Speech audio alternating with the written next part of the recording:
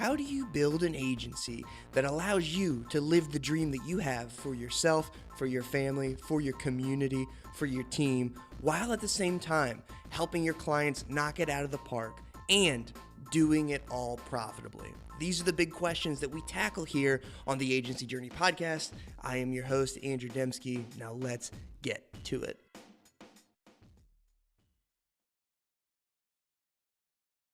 All right, this week on the podcast, I have Ulf Lonegren. Ulf, I feel like I didn't even say the business name yet, but I feel like I messed it up again. Did I just mess up your last name? Is it Lonegren or Lonegren? Lonegren. I think you got it right. Yeah. Okay. See, I shouldn't. That's what I get for second guessing myself. But you guys are, you know what? I don't know if we've had an agency owner on yet who is from BC, from British Columbia. But you are, you I think co-founded, or did you got? We'll walk through the story. But Rocketo, am I saying that right? That's right, Rocketo. Okay, Yeah. So Rocketo, which is an awesome, and you guys are gonna love. First of all, the URL rocket ROKET.to. We'll link that up in the show notes. But you guys are gonna love the website. But I'm really excited to dig into the story of what you guys have built, how things started. So let's maybe start at the very beginning. Did you start this business along with Chris, or how did the business start initially? Yeah, no, that's a great question. So it was Chris and I actually met here in Kelowna at digital arts and marketing type of college, let's call it, called Cato. And we met there, kind of went through our schooling together in a course called Digital Media Design, which is very revolved around like building websites and everything kind of digital and marketing and business.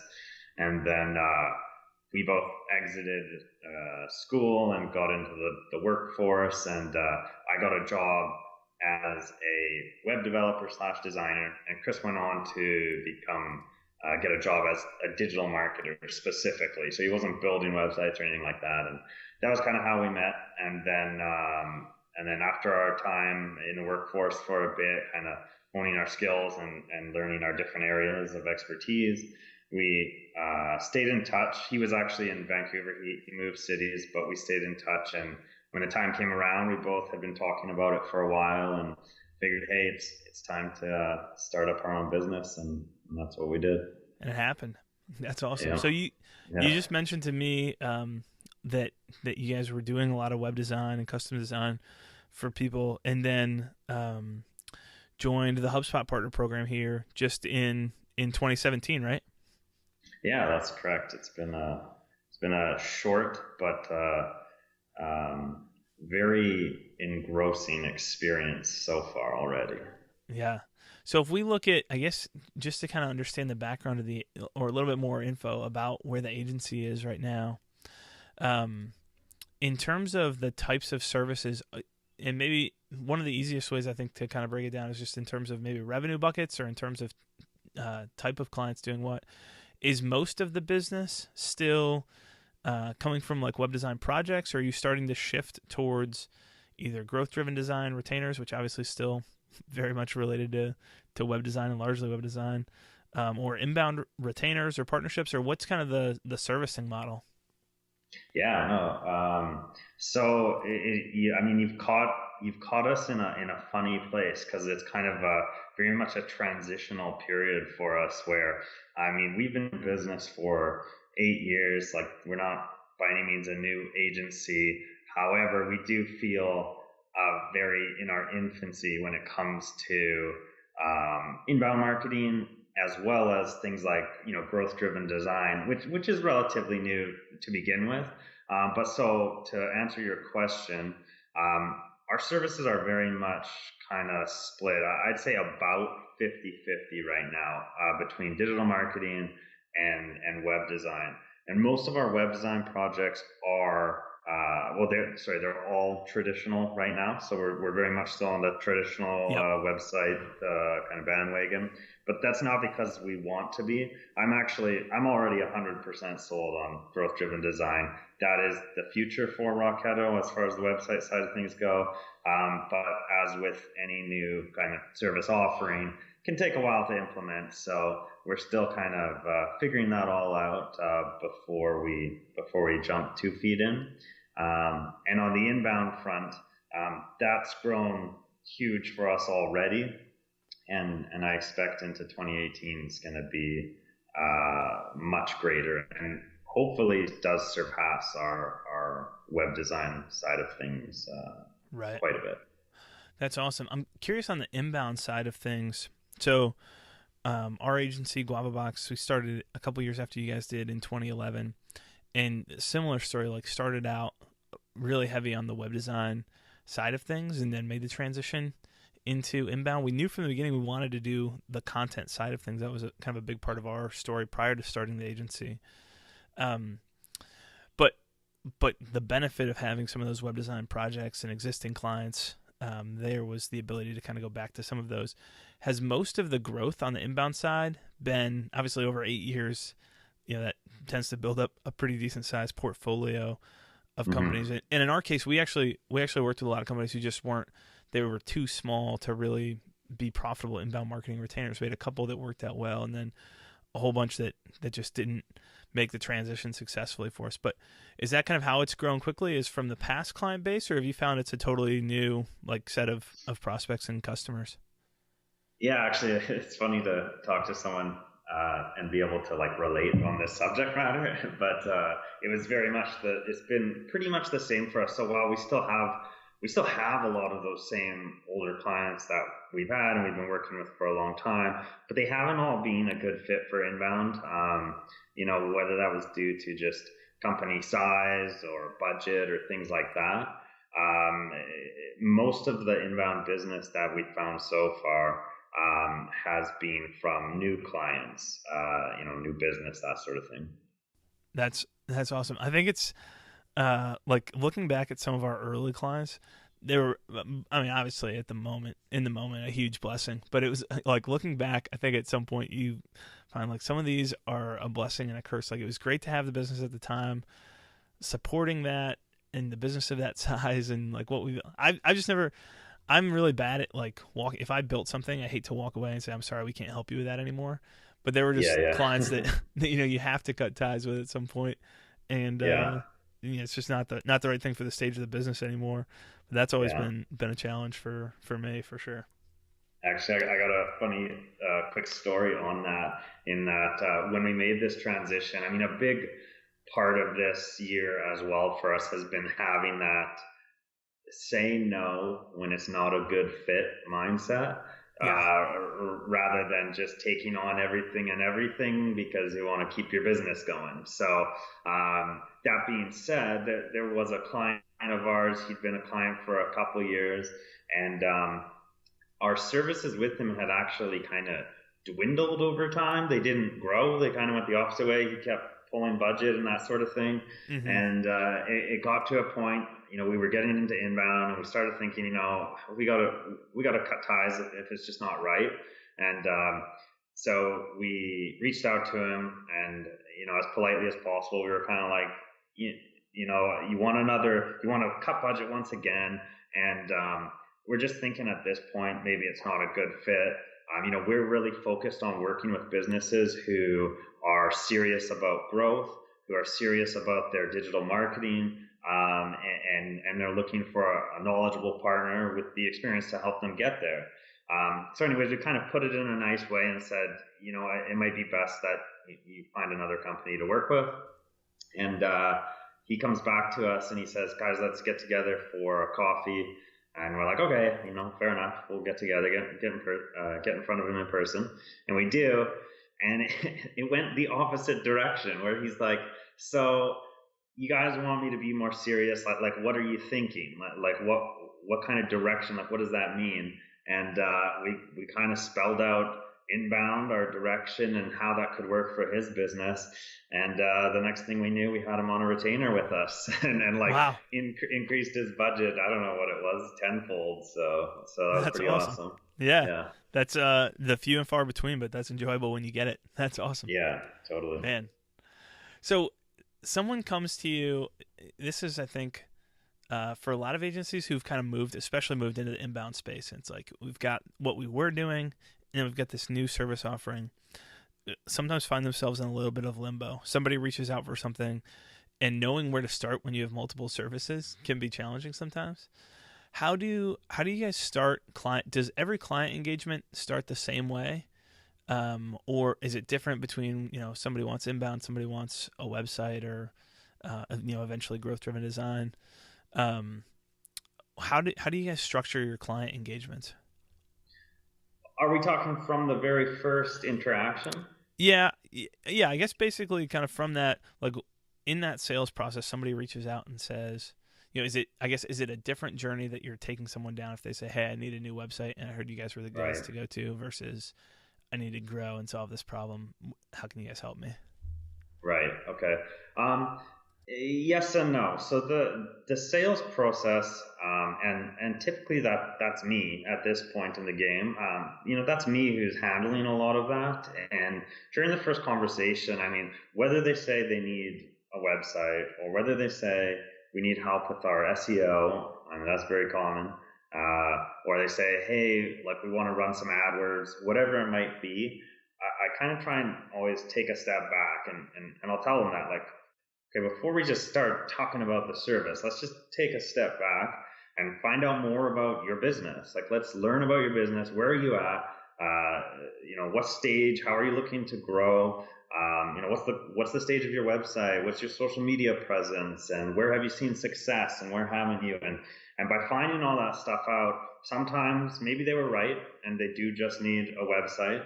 Or maybe when they said to me, hey, I need some help with my SEO, they meant, we need a full inbound marketing plan, and so they do start the same in that sense, that I'm looking to dig deeper and find out how can we really help you guys versus how do you think you need us to help you. Right. Do you guys charge at all for that, like discovery phase of the project? Or does that happen, kind of follow through the process, and then that leads into, okay, and here's what it's going to cost you? Right. So we don't charge for like our sales discovery call, like a connect call, a discovery call, meeting, consultation, like the initial 1 to 2 in-depth meetings. No, for us, it's about providing what value and help we can in that initial process, free of charge, in the hopes that, we're going to show that we're the right partner to help you out and then make that sale. And if we don't, well, at the end of the day, we spent some time with someone and hopefully we were able to, help them out on some level and point them in the right direction. But we don't charge for that.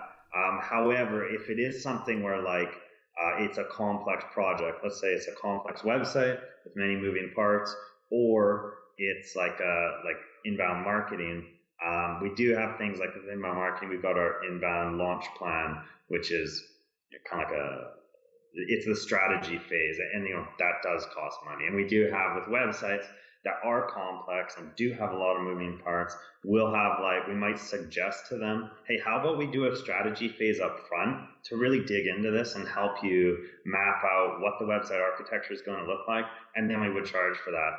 But I mean, at that point, that's a sale in itself, really. Right, so. Right, for sure. That makes a lot of sense. On the web design side of things, I've got just kind of a question. This is like a very down in the weeds question. So I think if my research is right, your background is kind of as a front end developer, and especially, or at least a lot of projects in WordPress. I'm sure that's, as things have grown, as you moving into the HubSpot ecosystem, I'm sure that's starting to evolve. As you guys you've defined the site architecture, and you're moving into, at some point here, into the design phase. Do you do most of the design like in the browser, and it's front end designers or developers building it out there? Is a lot of your design in a design tool like Photoshop or Sketch, or how do you guys tend to design sites?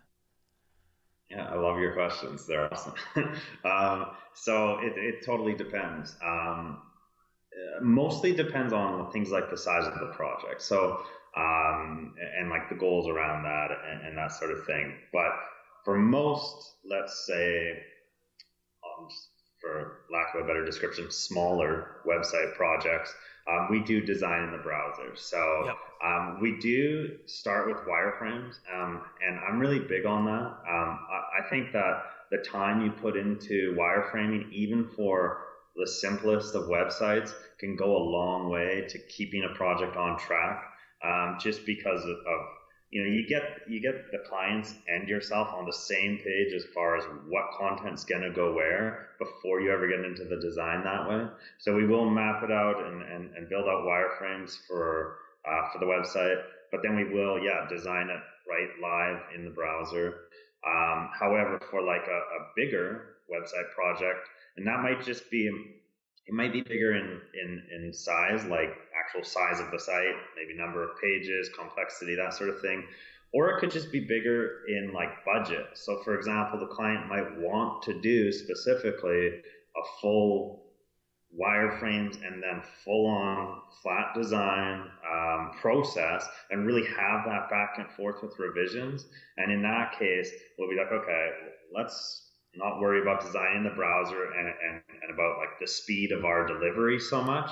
Instead, let's slow it down and let's go back to Photoshop and design the website in Photoshop and present that way. And then we'll present through like InVision or an app like that. Right. That makes a lot of sense. And I think that's that kind of breakdown between, obviously the higher the budget, the easier it is to go through, kind of sequence through fidelity from, lower fidelity wireframe to a higher fidelity but still flat designed out. Yeah. You just have more room to play with budget wise there on a larger project. So that does make sense. Yeah, and I don't mind telling clients that either, right? Because like sometimes it's the kind of thing where I feel like maybe, and I don't know this for sure, but maybe other agencies or agency owners, it's like kind of like, oh, we want to hide that because we don't want it to like, we don't want a client to look at us as like we're like cheating or something by not designing it first outside of the browser. But like, it's pretty easy when you can explain it from a budget standpoint. It's like, look, we save you time, like we can get your website done faster, and therefore we save you money if we do it this way. But for some people, they want that more hands-on, step-by-step process. And so in those cases, it's like, sure, if that's what you want, if you got the time and you got the budget for it, maybe it does make more sense to just design it in Photoshop and handle that process that way. Right. That makes a lot of sense. Man, Ulf, I could ask you questions all day. I'm gonna wrap. I'm not gonna do that though. I'm gonna wrap up here with one question, kind of around 2018. As you guys move forward, is the big, and this is kind of like the classic. If you could pick one big thing that you guys are focused on for the next year, what is it going to be? Or the one big agency changer? Is that like the move towards growth-driven design, the move towards inbound? Is it something completely different? Anything stick out as far as what you're most excited about in terms of kind of whether it's a like minor pivot or small change in direction or new focus at Rocketo? Yeah, there is. And from a service side, it's easy enough to just say it as inbound marketing. We're still young in this kind of game. So for us to develop our skills as inbound marketers, to refine our process, that's what it is. But from the business side, and this relates right back to inbound marketing, but it's growth. So growth for our company on every level, from revenue to our team, hiring more awesome talent. We've got a great team here, but I'm just really looking forward to 2018 to expand on that, expand on all our processes, our team and their abilities, and the culture here at Rocketo. That is awesome. Well, we'll definitely link up the website. Is there anywhere else, Ulf, that makes sense to point people to follow what you guys are building, what you personally are up to? Well, we're super active on social media, so definitely check out our website and Facebook, Instagram, great places to follow Rocketo as well. Awesome. Ulf, thanks so much for coming on, man. It was really good to connect. Love to have you back on at some point, and appreciate your time. Definitely. Thanks, Greg. It was great chatting with you. Want more great episodes like this one? Hey, I'm Gray McKenzie, a host here on Agency Journey. I don't know about you, but sometimes I get a little overwhelmed when I find a new podcast. There are so many great episodes and great guests, it's hard to know which ones to listen to first. That's why we put together a list of the top 10 most downloaded episodes of Agency Journey, and you can get a copy of that list plus all of our notes and takeaways just by texting the word "Do Inbound" to 44222. Again, that's "Do Inbound," all one word, to 44222. Standard text rates apply. You don't want to miss these great episodes. Text "Do Inbound" to 44222 now.